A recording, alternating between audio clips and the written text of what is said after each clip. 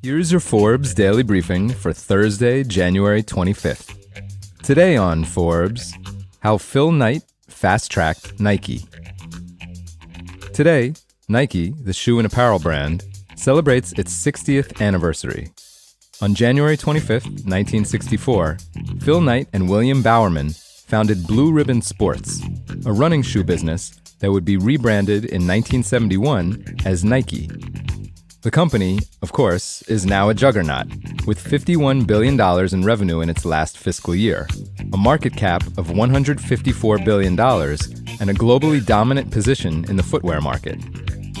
Beginning with John McEnroe in 1978, athletes like Michael Jordan and Tiger Woods have made the brand synonymous with success on and off the field. Knight has seen his net worth rise to an estimated $40 billion and landed at number 18 on 2023's Forbes 400 ranking of the wealthiest Americans. Inevitable as it may seem now, though, Nike's ascent was by no means preordained. The company began with modest aspirations as a distributor of Japanese-made Onitsuka Tiger shoes in the United States. But marketing masterstrokes in the 1970s and early 80s helped Nike eclipse more established sneaker brands like Converse, a company it eventually acquired in 2003. Knight and Nike first appeared in the pages of Forbes in the midst of that surge, on November 23, 1981. Today, on Nike's 60th anniversary, we present a short excerpt of that first Forbes article on Nike, written by Forbes reporter John McEnroe. Again, this is from 1981. Sunday, October 25th. This will be one fine day for Philip H. Knight, the 43-year-old co-founder and chairman of Nike Inc., the athletic shoe company. Knight positions himself in front of the tube. Morning, turn on ABC.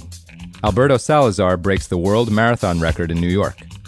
Early afternoon, switch to NBC. Dallas Cowboys defensive line rolls back Miami in a 28-27 come-from-behind cliffhanger.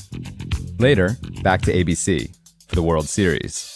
Dodgers stun Yankees 2-1 with a late-inning home run by catcher Steve Yeager. Not that Knight, a former University of Oregon track star, gets a racing pulse from watching Salazar, the Dallas Cowboys front four, or the Dodgers.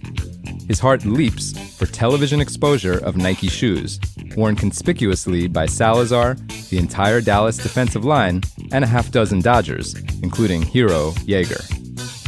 Knight's publicity strategy has paid off in spades. Perhaps 100 million viewers have seen parts of these three TV sports events. Millions more will see pictures in the following day's newspaper or in magazines such as Sports Illustrated. All for 3% of Nike's sales, which the company dedicates to promotions, including signing professional athletes to wear Nikes. Knight, sporting a sleek pair of silver Nikes himself, gloats, quote, "A full-page ad in Sports Illustrated costs about $50,000. But how about the cover of Sports Illustrated? You can't buy the cover." Well, maybe you can't, but Nike can. Knight explains, quote, "The secret to business is to build the kind of shoe professional athletes will wear, then put them on the pros. The rest of the market will follow." It's called trickle-down fashion. Pro athletes are seen wearing Nike, which was named for the Greek goddess of victory. Amateur athletes follow, wishing to emulate their heroes. The base broadens to teenagers, children, and even otherwise unathletic suburbanites who are susceptible to health fashion chic. Nike has scores of athletes on contract, including tennis star John McEnroe and baseball's Nolan Ryan, at terms ranging from a few pairs of sneakers and modest amounts of cash up to lofty sums. Knight won't say how much, and a percentage of shoe sales. It works. Oh, how it works. Beaverton, Oregon-based Nike sales and profit parabola look like Mount McKinley, while return on equity has ranged from 45% to 85% a year. 5 years ago, revenues were $29 million. In fiscal 1981, ended May 31st, they were $458 million, and analysts are pegging this year at $650 million. Per share net in the same periods was 9 cents, $1.52, and this year, an estimated $2.20.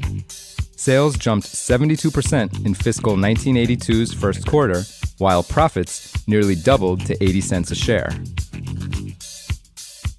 For full coverage and to see the 1981 Forbes profile of Nike's billionaire co-founder, which is republished today in full, check out Brett Knight's piece on forbes.com.